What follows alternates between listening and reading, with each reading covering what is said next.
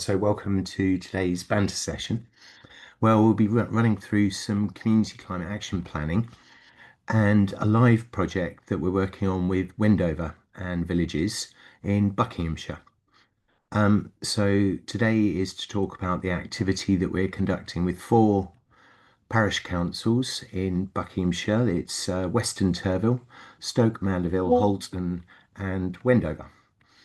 And we're just embarking on the activity. The actual workshop itself, the physical day, is on the 11th of October, and we're proceeding that with three preparatory monthly Zoom sessions. The first one we've recorded, and that's available on our knowledge base under events just near the banter sessions. So this one will be on there, and it's just near that. So if you do want to watch the progress as it unfolds and what we do in our preparatory Zooms, you can watch the full recordings there. And so we're kind of seeding the ground and getting some momentum and encouraging people to participate, volunteer, build capacity, that kind of thing. With the intention that when we have our in-person workshop, we hit the ground running, and we will also already have some projects to look at, discuss, and decide a way forward for the community. So writing a community climate action plan is a participatory process. We use deliberative democracy in that when we come up with ideas, we ask the participants to actually vote on what they want to take forward. Um, and it's designed to be designed to be inclusive, in that everybody's invited, not everyone will come. Um, and we have a theory of change where we will run through what's called the diffusion of innovation bell curve. And we're right at the start of that process. So really right now we are the innovators. So I'm just going to share my screen a moment. So bear with me a moment.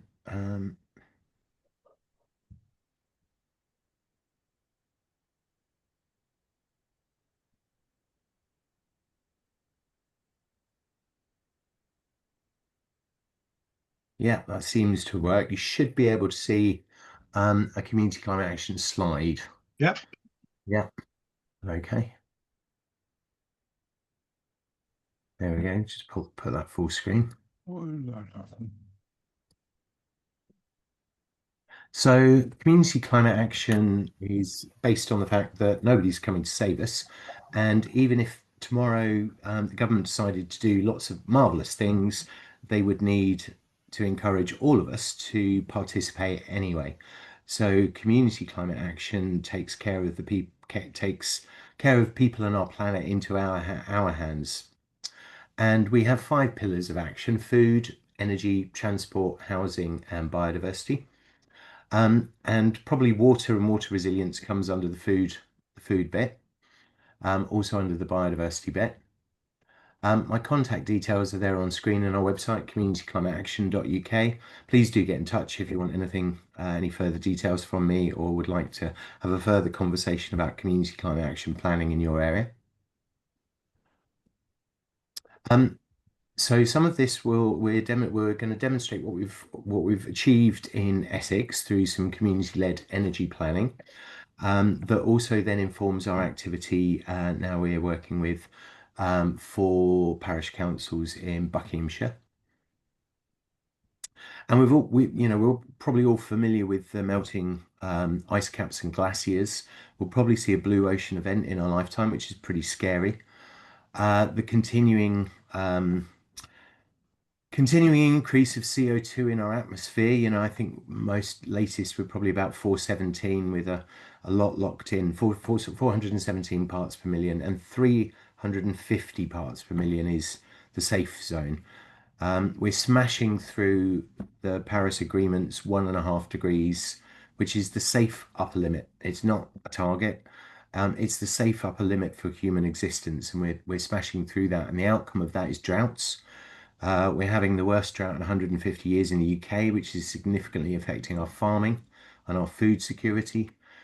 We suffer from flooding.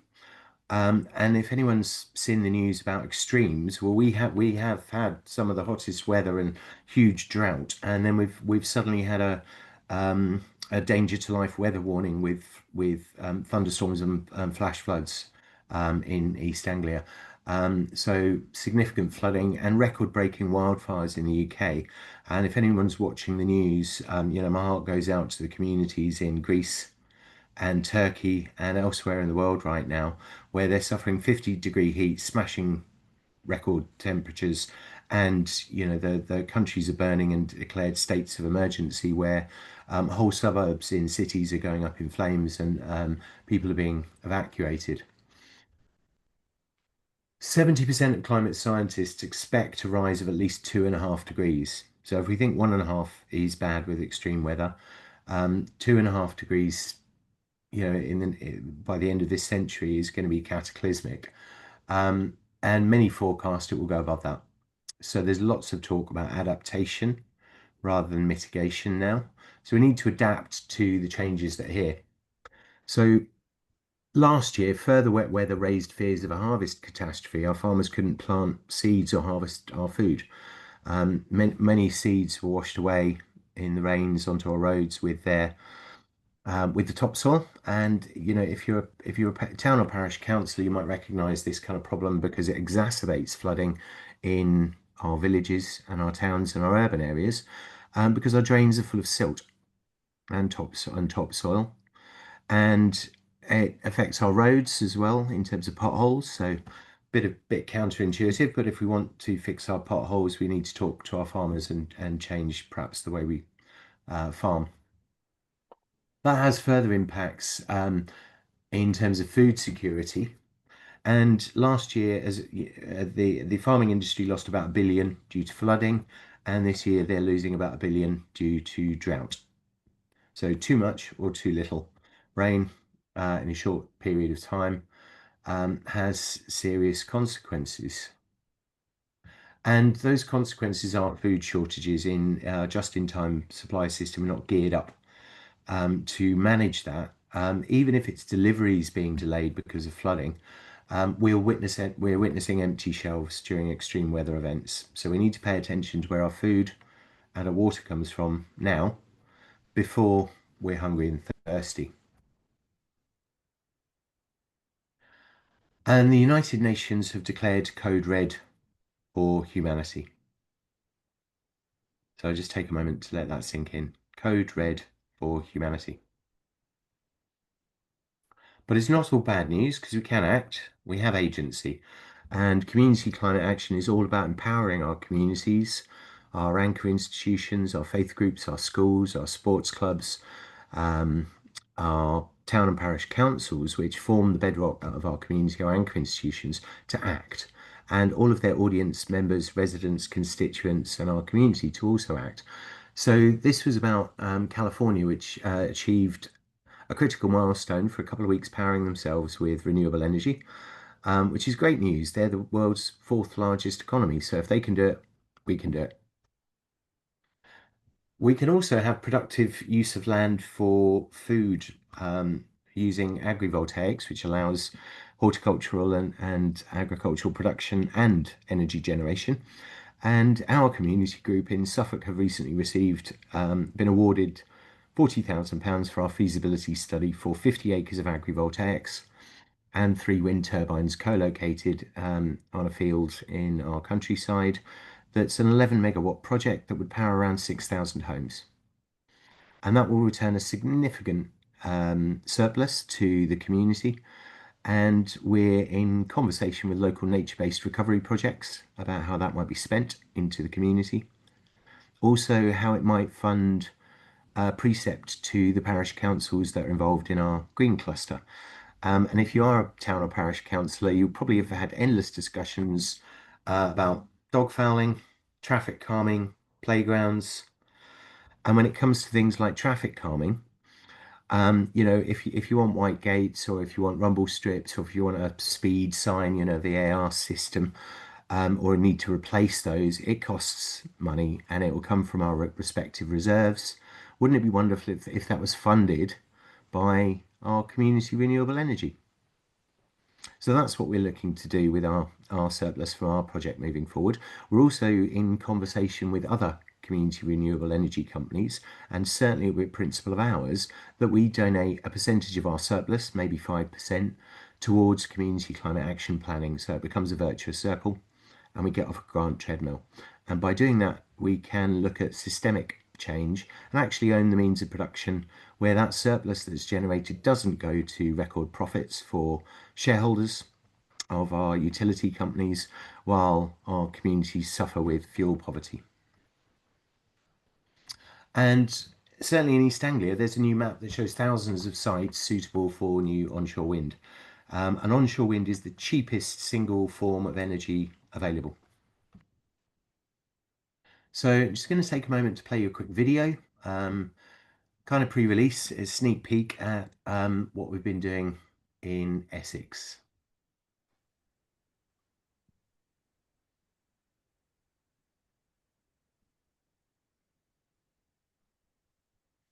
Just waiting for the page to load a moment, and hopefully this will play okay. So.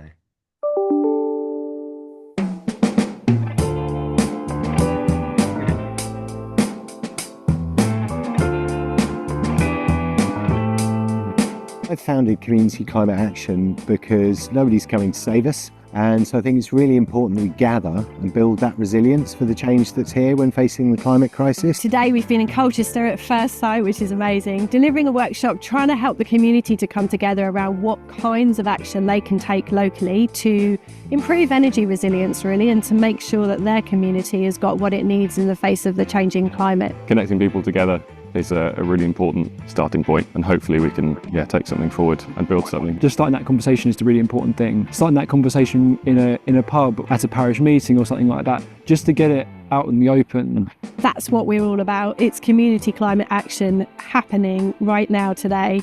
I'm Essex's Climate Czar. I'm also Cabinet Member for Environment, Reuse and Recycling. One of the things that we do and we find very important is bringing people together from communities to have a conversation and to start thinking about what their green energy future will look like. I'm really motivated by trying to get more people involved and trying to sort of get the issues around climate change and community energy sort of back out to the community. The idea is that we can share all of this expertise, that they can talk to each other, and they will be able to gain a lot of knowledge very quickly. So when I got here this morning, I didn't feel where we were going with this or where I was going with this, but I do feel that more so now. I feel actually quite focused, and I feel like I'm going to leave here with something tangible. I think I've got some ideas for going forward, and was also very reassured to learn that in order to be someone who starts the conversation, you don't have to have all the answers. And that's exactly what's happened today. It's been a really good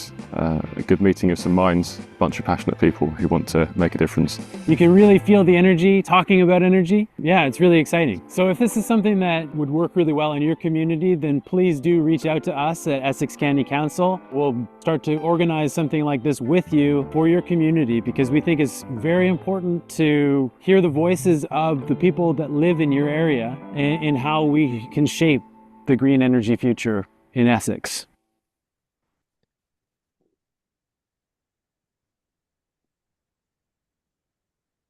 So there we go. That's a little bit about what we've been doing in Essex.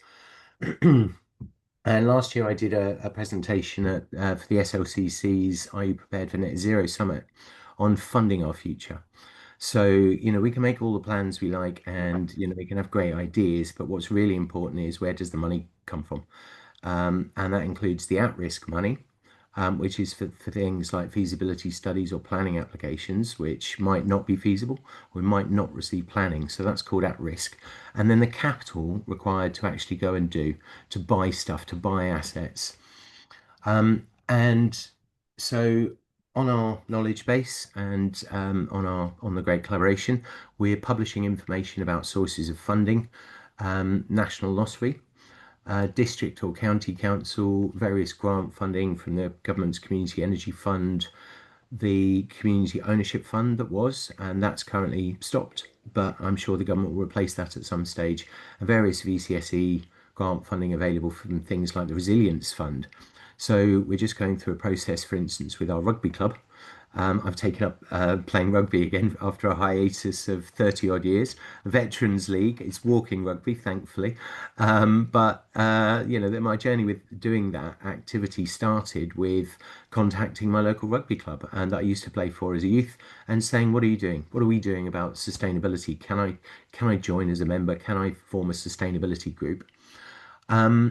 And we're now doing a grant-funded energy audit, and then we're going to look at installing heat pumps, solar, and insulation in the clubhouse, which, the energy bill is tens of thousands of pounds per year.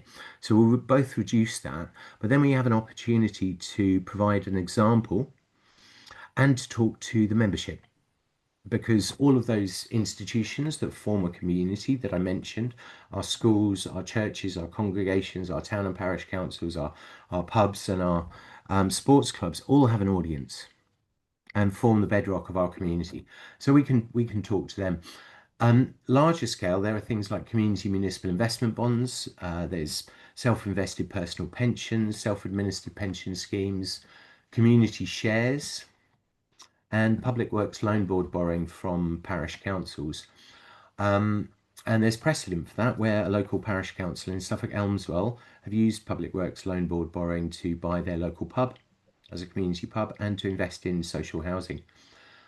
Ultimately, this forms blended finance and really is helpful in terms of community wealth building, keeping that benefit local, and also, as I say, providing community benefit in terms of funding things like traffic calming or VAR for our town and parish councils. So where do we start? Well, we're the innovators, we're 2.5%. But this is the diffusion of innovation bell curve, and any new kind of product launch or innovation follows this trajectory. And it's the same for an iPhone. It's the same for any new technology. Not everyone, when an iPhone's launched, not everyone goes out and buys it. The innovators do, they're queuing up. Then the early adopters follow them once a few bugs have been ironed out. And once all of the early adopters have got it and everybody says how great it is, of course, then the early majority follow them. And the late majority follow the early majority. And the laggards, well, probably they won't ever jump on board. They're the climate deniers. So we don't want to spend our time there. We really want to focus on the left-hand side of this curve, the innovators. And that's key to our community climate action planning. So what's great with the pre-meetings and the group that we've gathered so far for Wendover and Villages is we had over 20 people, 25 people on the initial kickoff Zoom. We've got a capacity for the workshop of about 60. That would be success. And we're inviting HS2 mitigation. We've got the rugby club, which is actually Aylesbury Rugby Town Football Club on board, which is slightly outside of the area, but their pitch is in Western Turville. We're contacting the SLCC and the Bucks and Milton Keynes Association of Local Councils. Schools will be joining us. We already had several representatives from an eco church on the call. We'll be working with Bucks Resilience Forum, who are the first responders responsible, our fire brigade, our paramedics and our police. They're responsible for our our community risk register. So we'll also be looking at our emergency planning in relation to climate risks. We're inviting the Farming Wildlife Advisory Group, and we had representatives on the call from Food Resilience Group, Nature-Based Recovery Groups. We've already had a representative from Taylor Wimpey book on the call. And again, as town and parish councillors, we understand how much housing and development there is going on. And we really need early stage conversations with those housing developers. An outcome of our work in Essex is we're now having conversations with Tarmac. Tarmac are the UK's 5th largest landowner, with lots of landfill and or quarries where aggregate's been extracted, and they're already in conversation about plans for rewilding those kind of sites. We're going to be talking to them about renewable energy and biodiversity increase. And Persimmon, for instance, are the UK's largest housing developer with 3 billion turnover. And in Essex, we're looking at a development of around 600 homes that is pre-planning. So it gives you a flavour of the kind of people we're gathering. And, friend get a friend. If each of those people bring one person to the next call, we can grow exponentially. So we're the innovators, and we'll soon be joined by the early adopters. We don't need everybody. We just need those willing to take action now. And I had a conversation with a friend who's part of a congregation of a Catholic church. And she said, "Well, I'm really lonely. I'm probably the only climate voice in a congregation." And I said, "Well, how many people are in the congregation?" And she said, "There's about 100." And that made the maths easy. And I was like, well, you need one and a half other people. Obviously don't get a half, but you can get one or two other people, and that's the innovators. And the Pope's already on board. I'm sure your pastor or your vicar will be on board. You'll have the support of the institution. So go and find the others. So that's how we start. Town and parish councils can support this activity. Provision of allotments in terms of food resilience. We have a statutory biodiversity duty. And as the Great Collaboration, we recently sent out a survey to via ALCs and SLCC branches throughout East Anglia with, I don't know, Andrew, how many did we get in total? 70 plus, maybe up to 100? We've got 82 so far. Yeah. 82, somewhere in the middle. And what support, we asked the question, what support do town and parish councils need? And community climate action planning was high on the list, but biodiversity was top. Our statutory biodiversity duty, how do we measure, how do we audit, and how do we improve? And so those are some of the conversations we'll be having throughout this process with Wendover and villages. And our emergency planning, and how does that dovetail with the community risk register? Because we don't really want our fire brigade and our ambulance and our police busy with climate related outcomes in terms of extreme weather like flooding or wildfires. We want them available to look after us. So, what emergency plans do we have in place for extreme heat? For food shortages or water shortages even, which have happened before. Those that might be old enough or, remember summers where we had standing pipes and water deliveries. But also the town and parish councils can support and facilitate community energy and other climate action. And in this process, we're innovating because, and certainly the parish councils involved are innovating because they've just they've voted, they've discussed it, it was on the agenda, discussed it in a public vote to fund this activity from their reserves, which is, really important in terms of the priority that we place on this activity. That funding has then been match funded by the National Lottery. So it's something we can all do. And it's a bit like writing a neighbourhood plan. We can write it, we can make sure it's public and visible, publish it, and then we can all join in. And Professor Tim O'Riordan, who's chair of Norfolk Association of Local Councils, said there's real scope for Norfolk ALC to explore the lessons being learned by community climate action in forms of management, financing, recruitment, and widespread improvement of local livelihoods. And this should be connected to county-based devolution at an early stage. So certainly in East Anglia, Suffolk and Norfolk, we're going through a devolution deal. We'll have a mayor and we'll have combined unitary authorities.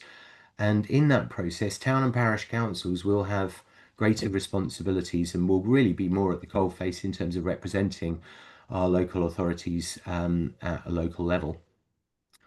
And this is one of my favourite quotes from Sir James Bevan, who's Chief Executive of the Environment Agency in 2019.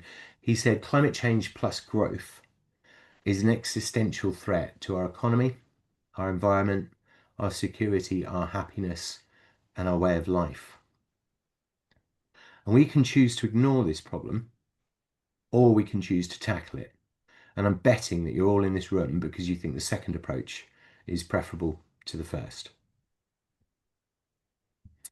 So I would encourage you to walk with the dreamers, the courageous, the cheerful, the planners, the doers, the successful people with their head in the clouds and their feet on the ground. And let their spirit ignite a fire within you to leave this world better than when you found it.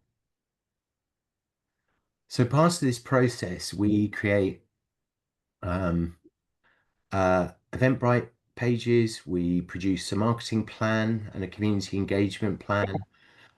We create as I say, the event listing, Facebook listing. We provide flyers and posters with relevant respective QR codes for marketing.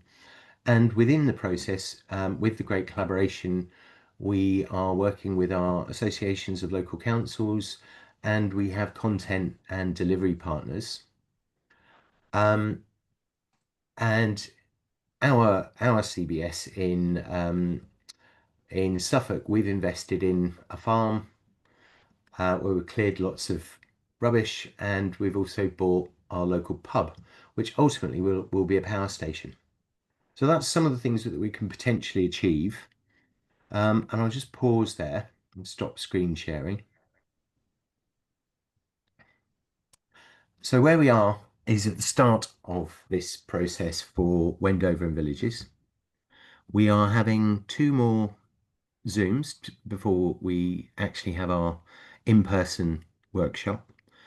I would like to extend an open invitation for anyone that wants to observe the process, be a witness, come and join the Zooms and see who's there, see what's happening, and see how it might work or how it might fit in your area, and how we might scale from being innovators to early adopters and then to the early majority, where it just becomes normal and the late majority follow, and then everybody's doing it.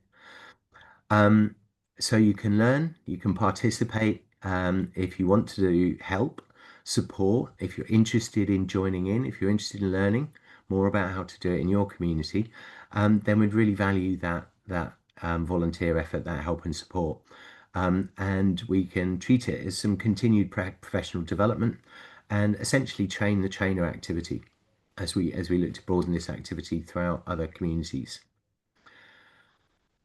Further to the Essex workshop, the outcome of those series of 3 workshops funded by Essex County Council to support communities in Essex is a school project in Malden with Empower, the local community energy company, Malden Academy, Malden Plume Academy, and that's beautiful because it's a student-led project. We had 2 students, Ollie and Zoe, attend our workshop. They did a desktop feasibility study. We do some learning by doing. We've got software where we can identify the solar potential for rooftops and where can we put a wind turbine, and we can download planning constraints, and all that helps feed into grant applications. And Ollie and Zoe have now done a presentation to their head teacher, and the faculty have come back and said, yes, this is something we're interested in taking forward. So we're now having follow-up meetings with the head teacher and the chief financial officer for a very large academy with the students and the local community energy group to see how we might make that a reality at the start of next term. For Colchester and the local area, and Great Dunmow, I know Stuart's on the call, and Stuart's looking at solar on the town hall. That's gone through a feasibility study, various quotes and a procurement process, and we're just looking at how we might fund that with the resilience fund that I mentioned earlier. And we've got 2 or 3 wind turbine projects that we're looking at for Colchester and the local area, and the outcome of that is we've also had a meeting with Stanway Five Ways Primary School, who are part of a network of 15 other schools, and we're going to have further conversations. We're talking to Tarmac, and I'm sure Tarmac will have an opposite number wherever you are, and we'll have land available. So let's facilitate those conversations. We're throughout this process with Wendover and Villages, and in Essex, we're now talking to Persimmon and Taylor Wimpey, who are national organisations. I neglected to mention that also the local Holiday Inn has registered for our Community Climate Action Planning event. As a local and national business, I'd be really interested to understand their sustainability policy, where they buy their energy from, but also how they procure their food, and how we can connect up our local farming community. So lots of positive outcomes, and I'm very excited about this process. And as I say, we're looking to both record and document the process as we go. And you're now part of that experience, but also, as I say, extending an offer for those that might want to observe or or get involved. And you will know that as the Great Collaboration, we've got a website with a toolkit. We're developing those services further. Our dev team are just looking about how we launch our forum so we can all get on board and chat, and we can access all of these kind of documents, recordings, best practice and methodologies through our knowledge base, where we record not just myself as Graham's glamorous assistant, but also all the other amazing speakers that we have on specialist topics that assist us in this journey. So there we go. That's a sort of update on our community climate action planning. We've also got a group in Bromsgrove that are just incorporated as Bromsgrove Community Climate Action, and spreading throughout the country. So, if you're happy to answer any questions, queries, you've got my contact details, and we'd be delighted to come and help you support you in your area to write your community climate action plan. And most importantly, we'll also be following up on the creation and publishing of the plan to support Wendover and villages in their grant applications for the at-risk money, the capital, over a period of 9 months following our in-person workshop, to make sure that we enact. All well and good, planning is essential, plans are useless unless we go do. So walk with the dreamers and let's go do. Thanks, Jewel. One of my old bosses used to say, failing to plan is planning to fail. So we, as you say, people in the present company are obviously ready to get involved in that. I've put the link to your first Wendover online session in the chat. Does that, I have to confess, I haven't looked through it myself yet. Does that, obviously when the event is happening on 11th of October, people will be actually going through a climate action planning process. Is there some of that in that recording as well? Is that showing where people are getting together? Yes. So those that might have seen me present before, please accept my apologies that some of the information I presented will be a repeat. Obviously the Zoom, the Wendover Villages Zoom has a very similar presentation, so you can obviously skip through that bit if you want, but if you want to watch it, it's there. Most importantly, though, are links to register for the upcoming Zooms, the preparatory Zooms. Very similar to a Banter session. Click to register, leave your name and email address, and then you'll get an automatic email invitation. The Zooms are at 7 p.m, and they're on Wednesday the 20th and I think Monday the 15th of September. So please do register for those. And yes, you can see both the transcript, the action points and all of this kind of thing, the outcomes of those meetings in the link that Andrew's just shared. And there is also a link to the Eventbrite page if you just want to have a look and see.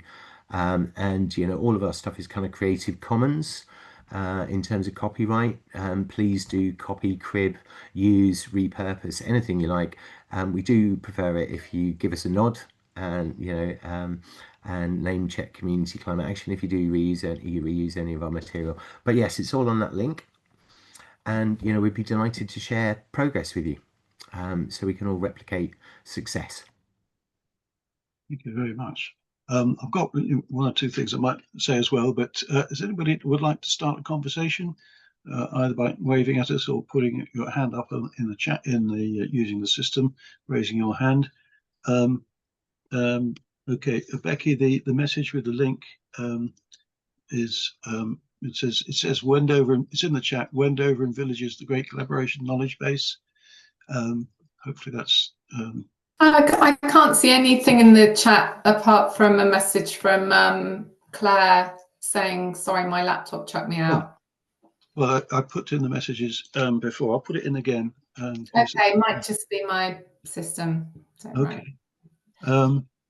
Right. Amanda, you got your hand up. Go for it. Thank you. Thank you very much. I think this is what I've been missing. This is like a missing link. Thank you. So first of all, I've just looked up the 15th and the 20th, and they don't seem to be a Friday and a Wednesday. So perhaps I might have got the days wrong, but the dates are right. So It's Okay. I think 20th and the 15th. Thank you. let me just have a Um, quick look. Yeah, so Wednesday the 20th of August oh, August. Sorry, I do apologise. I thought you said September. and Monday the 15th of September. So Monday's the September one. Yeah. 20th is the August one. Thank you very much. And then the next is, I want. Is it okay to go on to more general questions at this point? Sure. Thank you. So I saw the bell curve, and I'm wondering, my parish council probably has a greater urgency to its sort of over tourism or a special, a specific focus of its looking at the drivers of climate change for us and what makes community happiness or resilience. But I'm probably in that 1% at the start. Now my question is, do I accept that I've got to find my others that make up the 1% and still drive ahead anyway? Or would you say pick out the things that are in common with what your community priorities are, such as, for example, the food and drink, the transport, the parking, the waste, those elements, and work on that? So in other words, if you're an early adopter of part of it, but you're a later adopter as a parish of other bits of it, what lessons should we take from today's session? That's good. That's a good question. So the first part of that is should you wait? And I would say absolutely don't wait. Act now. As long as this process is public, it's visible, and everybody's invited, those that choose to participate have a mandate for action. Very much like an election, those that turn out and vote have a say. Those that don't vote aren't. So if people come and participate and come to a meeting, they're part of the process.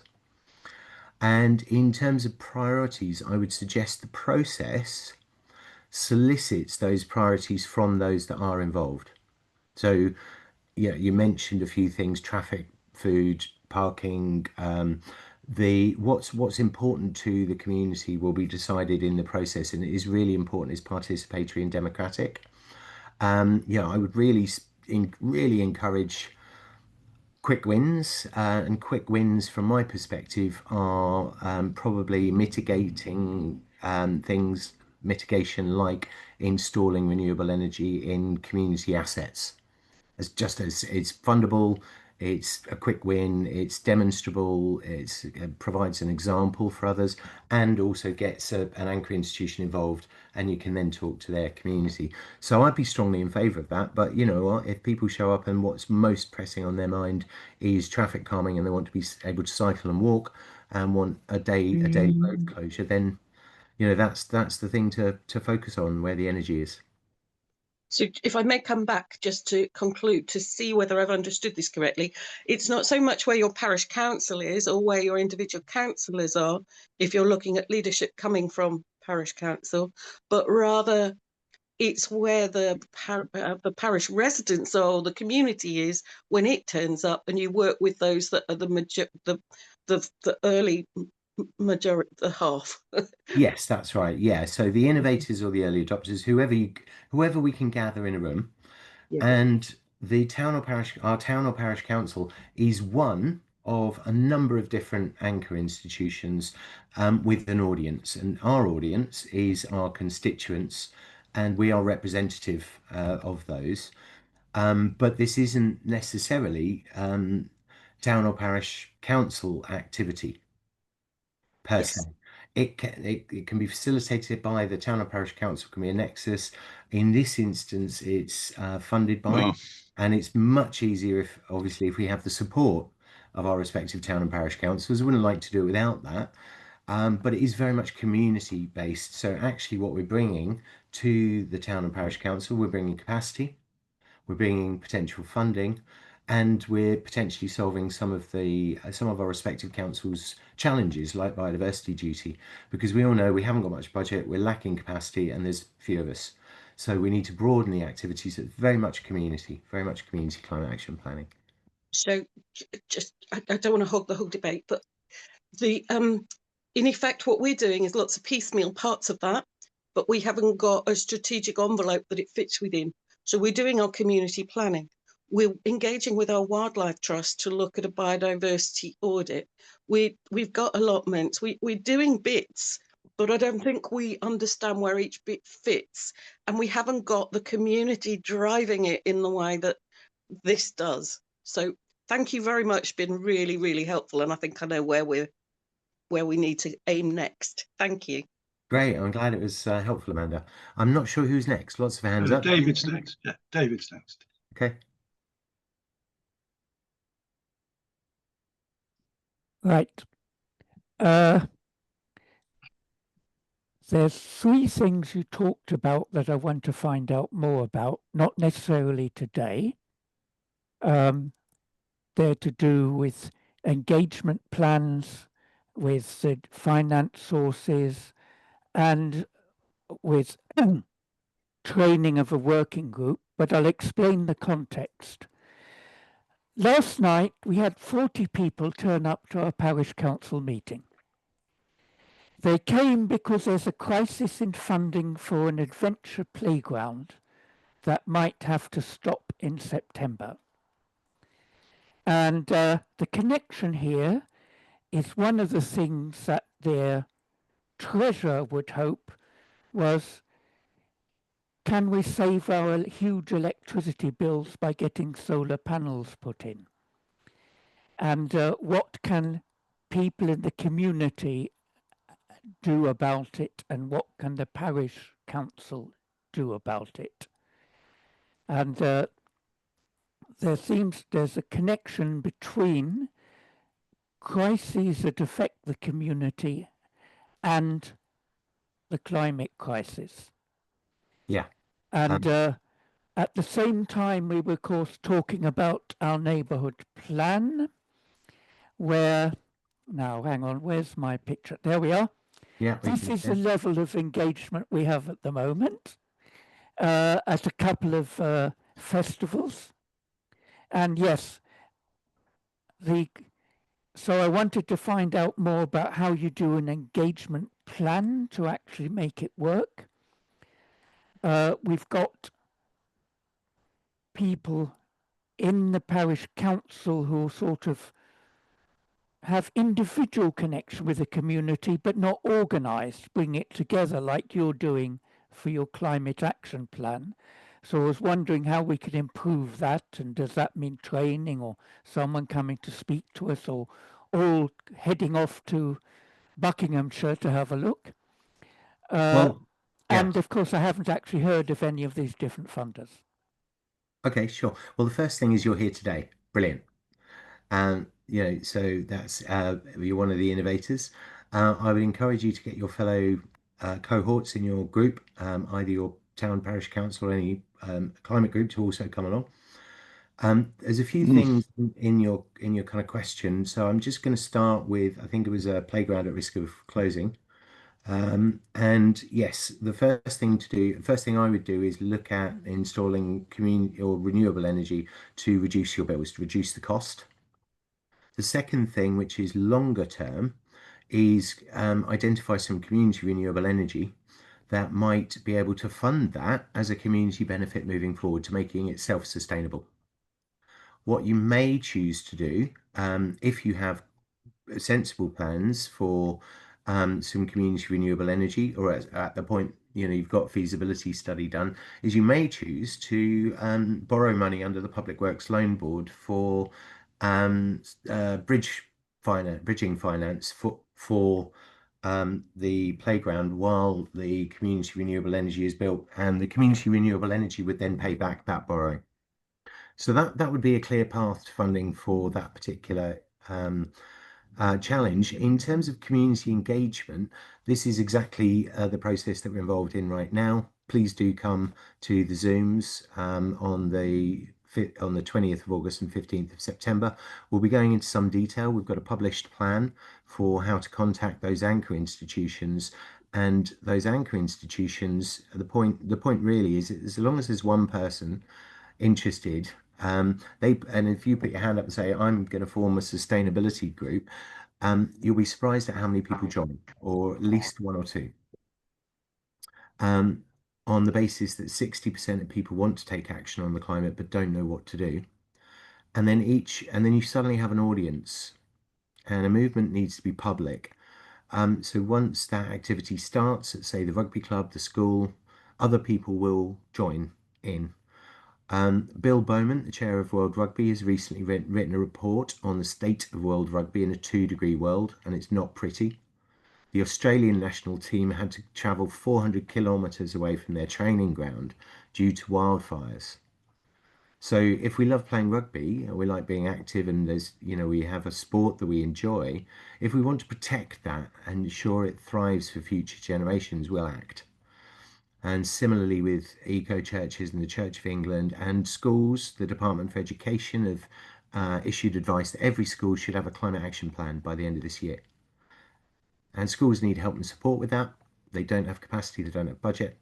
But I tell you what, the children, our students and our kids are terrified of climate change and are super keen to understand what they can do, how they can participate, what they can learn, because in the future, every job is going to be a climate job. So there's a real good reason for each of these institutions to act, for their members to act. And the kind of marketing, if you like, part of the community engagement, that's a well-trodden path. We're not reinventing the wheel. It's a bit of flyering, bit of social media, a bit of telephone telesales, that kind of thing. But we've got a documented plan, or a document outlining all of that. And so it becomes a thing, and it becomes our plan. Being written by the community, it's owned by the community, so they've got a greater stake in its delivery. So I hope that answers some of your questions, David. I'll be really happy to have further conversations or talk about what we could do in your area. Thanks, Jules. If there's an online link to that plan, if you could slip it into that, I'll put your Community Climate Action website link in the chat. Stuart was next, then Frank after Stuart. Stuart. Hi, thanks. And thanks, Jules, for a very interesting presentation. Now, a company called Thrive Renewables have just purchased quite a large solar farm in Dunmow, and they are looking for community buy-in. I think that they want to sell off 10% of their investment to the community. There has been some, I wouldn't say revolt, but a lot of the community people are saying we shouldn't be putting solar PV on agricultural land. So they're unlikely to sort of buy in. I was just wondering how the agrivoltaics work out. So I'm sure that there would be a lot less opposition to those, but how does it work out for the landowner? And what crops can you actually grow? I presume it's a lot more labor intensive because you can't get all the usual machinery in there. So how does it work out? No, it's not more labor intensive. You can you still use the same tractors, combines. You can have what's called bifacial panels, which are like fences. They are east to west facing, and they're in rows, and it's very much like agroforestry. And you'll have your combine down one row and your tractor and trailer in the other row collecting the wheat as it's harvested. Or you can have solar on stilts, and it can be big enough to fit your machinery underneath, so a combine underneath. And lots of plants actually like shade, or partial shade and dapple shade, particularly in weather that's hot like this, because our farmers have just seen their barley and their wheat actually scorched and shrunken by the heat.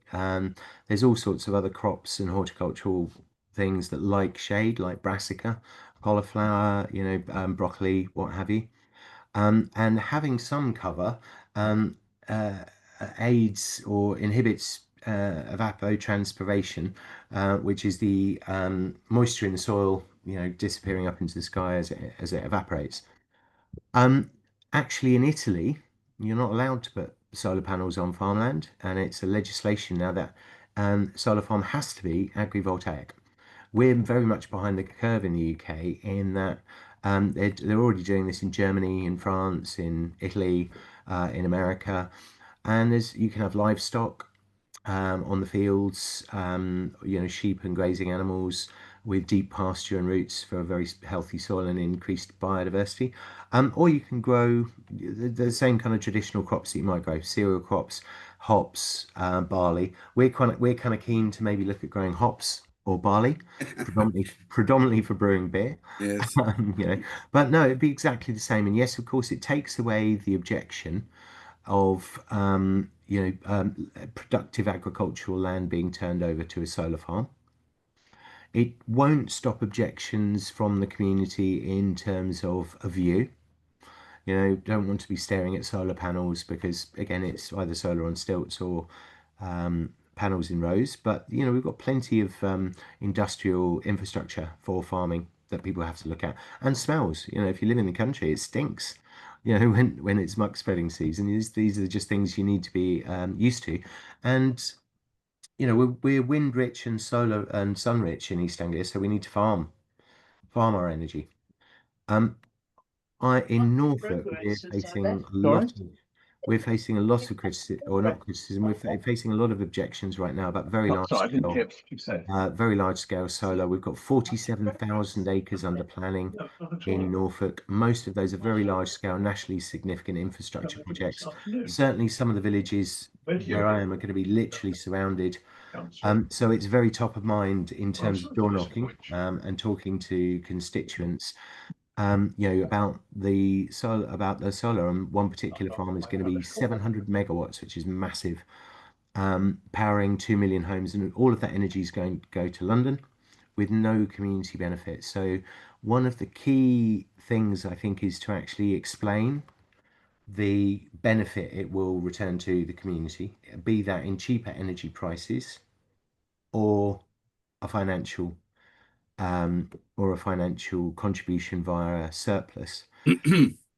So yes, I can understand what the objections are. There'll always be objections, but perhaps a couple of things I've mentioned might soften that blow somewhat and actually encourage more people to be in favour than might object. And if you're interested with Thrive and around Great Dunmow, I'd be really happy to help support you with a share offer. To actually ensure that 10-20% is owned by the community. Great, thank you. You're welcome. Jules. We've got Frank and then Becky. Frank. Thanks very much. Really, really good chat, Jules, and very, very interesting. On the education side, one of the things that we're trying to do is use what we're calling learning hubs. So we've got a high school with 8 primary schools in neighbouring villages, and we're trying to work with the Eco Club and the high school that when they're doing a particular theme and covering that, they go back to the primary schools they came from and speak to them because they've got sapiential authority within their primary. They're now grown up and they've left the primary, but they've got that strength of thing, and then link into the village groups. So you're getting it from parents, from primary school kids and from high school kids, and linking that together to the village groups. I don't know, that's something that when you talk about engage with education, you're managing to do. The other one was just out of interest, your 5 themes. I think all of us kind of cut the themes slightly differently depending what we're doing. You've got energy and housing. What for us, energy includes energy retrofit for housing and individual PV and battery arrays and so on. So we kind of folded those two together. What's housing, or is housing really housing energy, and then there's wider community energy generation energy? Wow, I'm really impressed to hear what you're doing with the schools. That's pretty much the kind of model that we're proposing, or we're just talking to more anchor institutions, because if you're at school you probably play rugby, that kind of thing. You might well go to the church, so we're hand in glove like that. But yeah, that's fantastic. We've had a new governor, or we have a governor at the primary school I went to, and he's now joining our parish council. I had a chat with him about the primary school I went to. that kind of thing, alumni, and I think it would be a marvelous thing for kids, students, to be able to point to solar or a wind turbine and say, that was my school project. I did that. So that's super cool. In terms of energy or housing, energy, we're looking at generation, and housing, we're looking at reduction. So that would be the Yeah. retrofit, the energy efficiency. But also in terms of housing, we're looking at new builds. So actually, the property, actually property development. And some of that might encompass regenerative settlements and social housing in perpetuity that we create as community land trusts to meet the housing needs of our parish. So that's why we've put housing and energy slightly separately. No, that makes sense. Yeah. And the one that I couldn't spot, and again, it's maybe tucked under one of the others, is our fifth theme rather than housing is resource. So looking at reuse, repair cafes, reduction and overall and recycling. Does that fit under one of your other headings, or how do you? Yes, to a degree. I mean, certainly in terms of food, food waste is one of the key things we look at in terms of food. That produces an awful lot of methane while, potentially not composting correctly in landfill. Yes, I think, I mean, our five themes actually came out of our original community climate action planning and were voted on. So it's a process of deliberative democracy. But yes, I mean, that's certainly activity that we need to talk about, although it might fit into under each one might have its own repurpose, reuse, recycle, or waste category. No, that's it's been really helpful. And again, it's that the innovation curve is a great way of thinking. I haven't used that, and I think that's going to be definitely on my next to-do list to engage with people and try and get those early adopters. So thanks very much. Yeah. Thank you. Yeah, thanks. Yeah, we have got an extensive taxonomy for our developing knowledge base, but it is searchable by topic. So if you put in things like recycling or retrofit or renewable energy, then you'll find things quite readily that way. Becky, your turn. Oh. You're still muted. There you go. Sorry. Yeah, I tend to forget what I was going to say actually when I have to wait. But I think it was about in Frome. We've had a massive event actually with 120 people came to look at climate adaptation planning, and it was hosted by the Wildlife Trust. So there's quite a lot of emphasis on kind of biodiversity and nature recovery. And I was just interested in Joolz' perspective on kind of, obviously adaptation could be really terrifying for some people who haven't swallowed the pill. And do you have any thoughts on how do you frame adaptation versus mitigation, or do you just try and go with what the strengths of the community and kind of build from there? I realize it's kind of a technical question, but I think it's been coming up quite a lot for me about when we talk about climate action planning, what do we mean? Sure. It is a really good question. Ultimately, we're looking at building resilience, and that incorporates adaptation, emergency planning, and change and adapting to the change that is here. I mean, it is here. Turkey's on fire, Greece is on fire, the subway in New York is flooding. They've got heat bubbles and massive heat waves across America at the moment. Millions are starving throughout the world. The change is here, and it's only going to get worse. We are in the UK somewhat insulated from that change at the moment, although we are seeing the outcomes. But it is just going to get worse. The empty shelves I've shown will get worse. We are already suffering rationing on occasion in our supermarkets. You might not have noticed, but it will say 1 lettuce head per customer. Because there's a lack of supply. And those kind of things are going to bite in the next decade. They will get severe. How severe is a matter of opinion, and some opinions are that it will be very, very, very severe. And we need to adapt to that. So there's a couple of things in your question. One is mitigation versus adaptation. If we were to put renewable energy on our rugby club, we are both mitigating and adapting. We're adapting to geopolitical shocks and the consequences of further conflict throughout the world that might spike energy prices. We're mitigating our output of CO2 and we're building resilience. So we're adapting as well. Equally, improving biodiversity is mitigation, but also adaptation in terms of producing our own food or understanding where our water comes from. So it's kind of hand in glove. The Climate Majority Project have just launched a strategy called Safer, and they talk a lot about adaptation, about how it's too late to hit 1.5 degrees or stay below 1.5 degrees, which I definitely agree that we're transgressing that safe upper limit. Yeah. And it can be quite a shock, as you say, for someone who hasn't taken the pill and really understood our impact on our environment and suffered the natural grief that ensues when that happens. When we really understand both our predicament and the risks we are taking for our communities, ourselves, our families, our planet. It can hit really hard. And that the same question came up in the Wendover Villages planning. How do we support and help those and hold those that it might be a shock in terms of mental health, in terms of grief, in terms of anxiety, which affects really probably the majority of our young people, climate anxiety and the disempowerment that it's not theirs, it's adults that should be taking responsibility for fixing this. So we're looking to engage with Mind, the mental health charity, and Norfolk and Waveney Mind already holds climate cafes that practice that discuss and talk about anxiety and grief and practice active hope.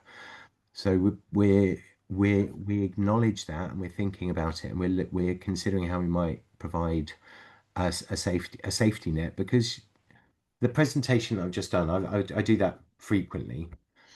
My colleague Alex describes it as taking an audience to a dark place and then rescuing them, because we are in such a predicament and it is terrifying. But we need that agency and that empowerment and that active hope to be able to do something about it. So, I hope that answers the question. Let's build some resilience together, because we're stronger together, and we learned through COVID that the best way to cope is through mutual aid. And communication is the big thing at the moment, isn't it? And it's the way you tell them, as the Irish community used to say. Can I bring in Linda here, because she's put something in the chat about things that you're doing, and I know, Linda, you've given us talks on climate anxiety and so forth. Do you want to add something else in here?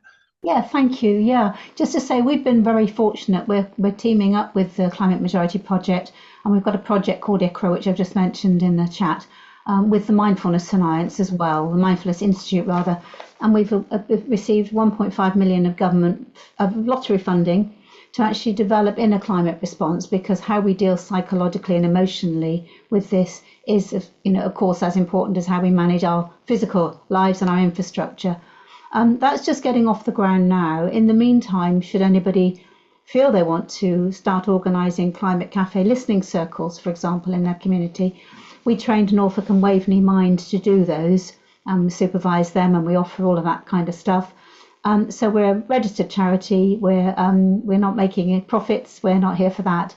So do feel free, anyone, to contact me, or just go direct to the CPA. I lead on the climate cafe listening circle work and the talks and the trainings.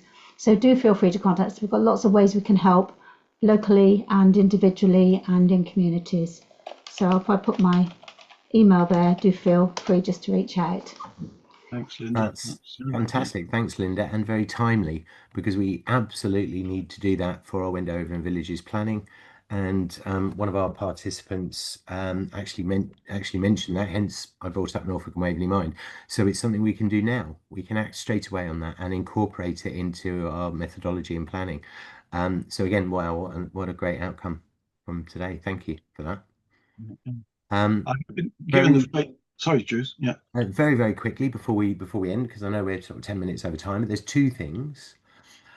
Also, we've been contacted by Kizzy, and I'm just going to name check her and her organisation as well.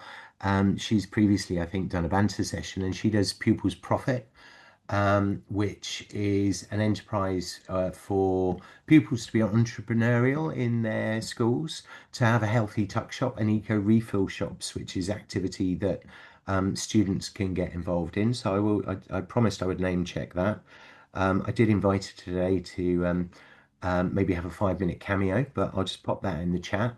So again, that's the kind of thing that, again, we don't want to reinvent the wheel. We are facilitating planning for other people.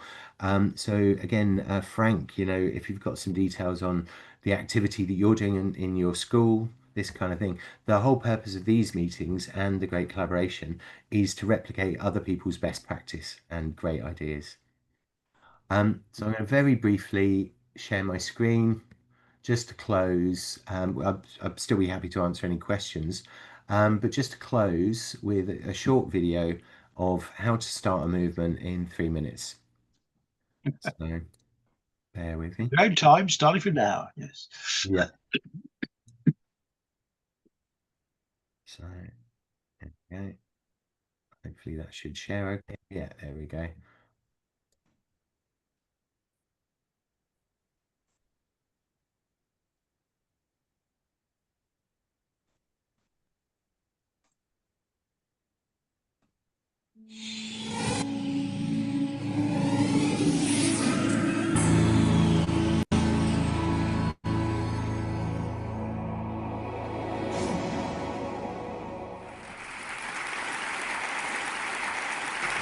So ladies and gentlemen, at TED we talk a lot about leadership and how to make a movement. So let's watch a movement happen, start to finish, in under 3 minutes and dissect some lessons from it. First, of course, a leader needs the guts to stand out and be ridiculed. But what he's doing is so easy to follow. So here's his first follower with a crucial role. He's going to show everyone else how to follow. Now notice that the leader embraces him as an equal. So now it's not about the leader anymore, it's about them, plural. Now there he is calling to his friends. Now if you notice that the first follower is actually an underestimated form of leadership in itself. It takes guts to stand out like that. The first follower is what transforms a lone nut into a leader.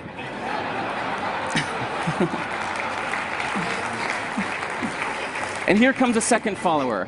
Now it's not a lone nut, it's not two nuts, 3 is a crowd, and a crowd is news. So a movement must be public. It's important to show not just the leader, but the followers, because you find that new followers emulate the followers, not the leader. Now here come 2 more people, and immediately after, 3 more people. Now we've got momentum. This is the tipping point. Now we've got a movement. So notice that as more people join in, it's less risky. So those that were sitting on the fence before now have no reason not to. They won't stand out, they won't be ridiculed, but they will be part of the in crowd if they hurry. So over the next minute, you'll see all of the those that prefer to stick with the crowd, because eventually they would be ridiculed for not joining in. And that's how you make a movement. But let's recap some lessons from this. So first, if you are the type, like the shirtless dancing guy, that is standing alone, remember the importance of nurturing your first few followers as equals. So it's clearly about the movement, not you. Okay, but we might have missed the real lesson here. The biggest lesson, if you noticed, did you catch it? Is that leadership is over-glorified. That yes, it was the shirtless guy was first, and he'll get all the credit, but it was really the first follower that transformed the lone nut into a leader. So as we're told that we should all be leaders, that would be really ineffective. If you really care about starting a movement, have the courage to follow and show others how to follow. And when you find a lone nut doing something great, have the guts to be the first one to stand up and join in. And what a perfect place to do that at TED. Thanks.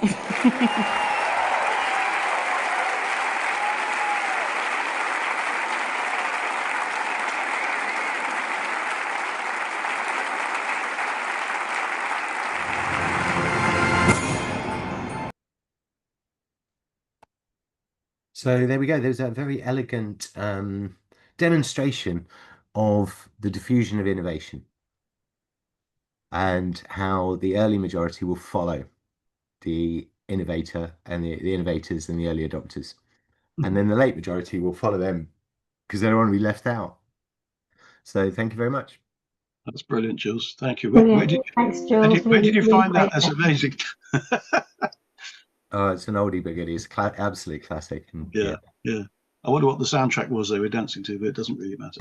Yeah, I'm deadly curious. Well, I think you and I got something in common. We used to be standalone nuts, but we've improved since then, haven't we? Yeah. Well, at least that's our opinion. Yeah. Any other points? I mean, Linda, you're enjoying that as well. Any other points or questions people would like to have about how we get going? Obviously, if people want to talk some more about how to get going, do please get in touch with us and get in touch with Jules, because we're here to help. Yeah, I do have a question if there is time, but there probably isn't. Please do. Yeah. Go for it.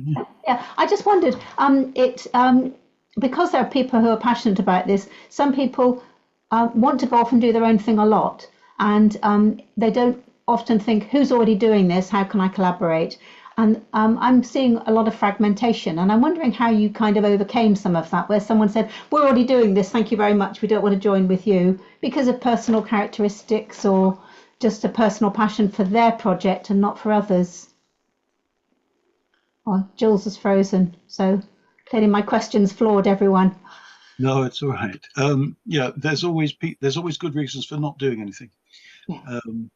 I think that's right.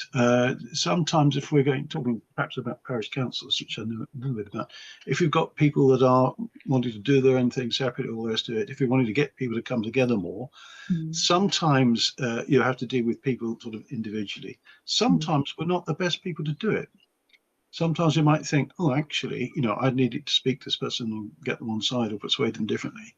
But it may be a question, maybe our leadership role is to find somebody else that they can speak to, that will speak to them and get on their wavelength. So that's a technique that might be useful to people. There are people who can be very strong about things and want to go things in a different way. There are some parish council chairmen who still deny that climate change is happening. Hurrah. So there is a whole separate exercise of dealing with objectives, dealing with people being difficult. But Jules is back now. I mean, I think we were saying there are difficult people to deal with, Jules, but it's good to start with the people that are on side. Perhaps you didn't hear Linda's question, which is about how do we deal with somebody who says, thank you for inviting me to your crowd, but I want to go and be in another crowd. Or I want to do this my way, not your way. Yes, indeed.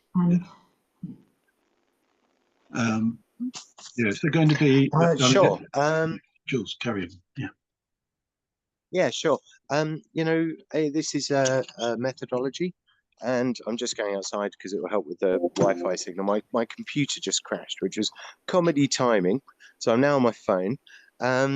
Yeah, I mean, there's loads of great activity happening already.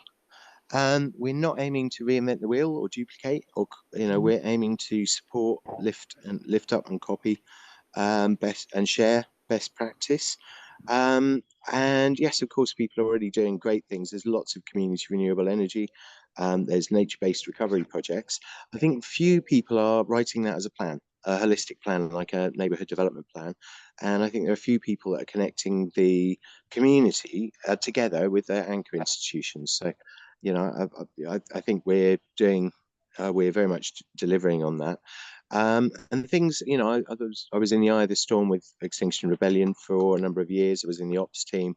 I was there right at the start at the Climate Majority Project. I was at the press conference when we launched the Climate Majority Project. I've got a chapter in the Climate Majority Project book with Rupert about, and I've got a chapter in the Transformative Adaptation book as well.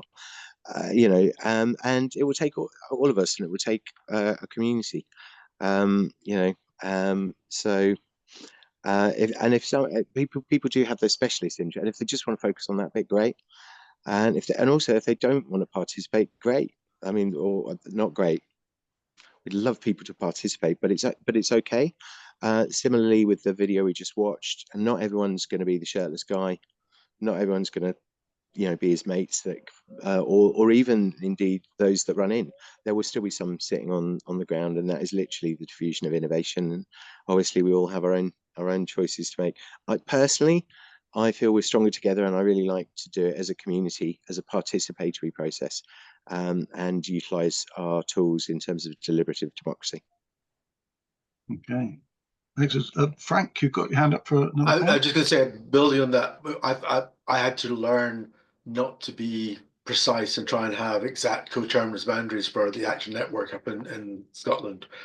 We had to accept that on active travel paths, there were a couple of villages that weren't wanting to join in. There were a couple of villages that weren't in our network that didn't want to join in. So that's a subgroup that we support, we amplify, we give a guidance to, but they run themselves their way because it makes more sense. So I think there was a learning curve for me to actually understand whatever model you might set out on paper won't stand the reality of good people doing good stuff. If you can build that into your plan and let them get on with it, then that's a good result.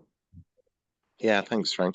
I mean, the other thing as well I just wanted to mention is that this is a methodology, and we're not prescriptive, and we're not. I have to bite my tongue and sit on my hands. You know, we provide a blank piece of paper for the community to write their plan, and we are there to advise and consult and provide advice. And you know, we like examples from other communities where stuff's worked well, but we don't actually write the plan. You know, it absolutely has to come from the community. Well said. Well said. Great. Any more for any more today? I think we've been through a lot of the card tonight, Joolz, which has been great. Lots of links in the chat. Thanks to everybody that's been doing that. We've got just have a look and see what might be happening next week. I don't think we've got that lined up just yet. But obviously these events will continue. And if there's anybody present that would like to come in and give a talk about a particular aspect of what we're talking about, or give a presentation on the action and things they're doing in their area, maybe, you know, Frank talking about how you worked at the network, being presumably some kind of a chairman of a network in your area, how that operated. I think this is all part of sharing good practice and sharing our experiences. I also wonder, Andrew and Linda, if I can't see if you're still on the call because I'm now on my phone. Yeah, she is. But oh, great. You know, whether or not you'd like to come on a banter session and talk more about the Climate Psychology Alliance, I think it is, and the training that you offer for people like mine and others, because that is fascinating. Yeah, very pleased to. Delighted to. Oh, wicked. In Great. touch. I was also going to say, if you need some help on the Wendover event, I'm a facilitator. I do assemblies as well. So wow. If you need some hands-on help, you know, let's have a chat. Yeah, I'd love to. I put my email in the chat for Frank and yeah. others. We met at we met in Aylesbury, not in Aylesbury. We met at Stratford-on-Avon. The session. Claudine and Stephen. Yes. So yeah, let's touch base. That'd be good. Okay, fantastic. Thank you. Yeah. I mean, there's an element of what we're aiming to do of what we call train the trainer, because the more people we know that can go out and facilitate and support the deliberative democracy that Joolz has so well described, the better. We can't do it all ourselves. There are 10,000 town and parish councils in England alone. I think Joolz will be looking as old as I am, if not older, by the time he gets around them all. So, you know, exactly that. Thank you very much. Yeah, so we'll get more and more people engaged. So we're very alert to that as well. Yeah, indeed. Great. Okay. Well, obviously, I believe the way these sessions work, that once people have logged in, your contact details are captured by Graham, who's on the Outer Hebrides at the moment, and so we will keep in touch. But as I say, I have the link in the chat to future sessions, and do keep going. Let us go forward together, as I say every time. Never surrender. Thank you very much, everybody. See you all very soon. Cheers, Joolz. Thanks everyone. Bye-bye.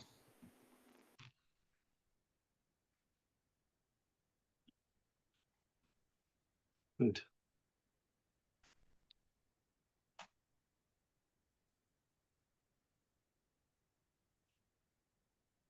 Good. You were standing on your head just now, Joolz, but I think it's a trick of the mobile phone. Oh, yeah, probably. I haven't forgotten that a couple of sessions ago, Graham was asking about whether there was any farm experts on regenerative agriculture or similar. So I'm still working on my contacts there. Fantastic. Yeah. I mean, I think farming and food security for me is like the elephant in the room at the moment, and more people need to be alert to it. Very much. There's two connections Not there. least Angela Rayner. Sorry, carry on.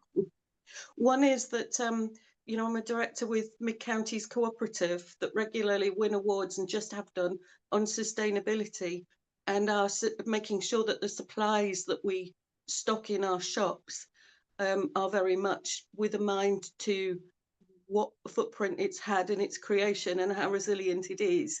So, you know, there's that side, but also with Cotswold National Landscape, there's the side of, you know, what are we doing as a national landscape with our farming leaders, not least of which Royal Agricultural University, and, you know, the way forward there. And whether there are, you know, it's kind of not like this is the Holy Grail, but you could go this way, you could go that way, the argument for, the arguments against, so we can better understand. That was what I was proposing. Yeah, no, and I think if we can offer people a selection of pathways that reach the same end, why not? The things we're doing in East Anglia, we're going to have an entirely different outcome for each of the 4 counties, which is something I'm quite pleased about, because then we could say to all the other 36 counties, well, look, you know, there's different ways you can do this. Different lands, and different lands need different approaches. Yeah, different strokes for different folks. Yeah, that's it. Yeah. Anyway, I must go because my phone's telling me I'm on 2%. So, okay. Thank you, both of you. Thank you very much. Okay, Amanda, take care. We'll see you soon. Bye-bye. Bye. Good. Right. Wow. Well, Andrew, and my computer crashed just as I finished the video, so that was perfect. That was all right. That was a great video, I'll tell you. Back on my computer now. Yeah. Yeah. Share that one by all means. Yeah. Yeah. I think I booked in to go to one of your Wendover Zooms, so that'd be sound. What a great offer from Linda, wasn't it? That was a pleasant welcome surprise, wasn't it? I don't know if she lives near Buckinghamshire. Do you know? I don't know. Well, I saw her at the Claudine Stratford event. Oh, right. Okay. Right. Sure. So kind of that way, I guess, you know, so yeah. Probably the other side of the other side, it's probably possibly equally as far from me, but yes, that kind of way. So yeah, one of the things I'm trying to do, obviously we've got lots of very practical stuff we're doing in front of us, but I try and find at least a bit of my brain, what's left of it, to try and step back in the big picture, remember some of the other things around it that might make things easier in the future. I mean, train the train is one of them, but to have a concept about what is the bigger picture around farming and food security. I know we've had people speaking about it from Shropshire and so forth. We've already decided as an organisation not to be campaigning ourselves, but somewhere along the line there has to be an overarching concept in a number of these things, and to try and pick out from that, where can we go next, what speakers can we get involved, you know, what wisdom do we need to think about, what connections do we need to make. I'll never manage it all, mate, but I mean, I'll try and remember to run over my head over it at least once a week. Yeah. Okay, I'm going to try and sign off. I've been trying to. Okay, my friend. Yeah, we'll see you very soon. My mouse seems to have frozen as well. So, yeah. Oh, there we go. Is it here somewhere? I'm speaking to Acre this afternoon, so we'll see how that goes as well. Yeah. Okay, grand. Well, speak soon, Andrew. Thanks. Take care, my man. See ya.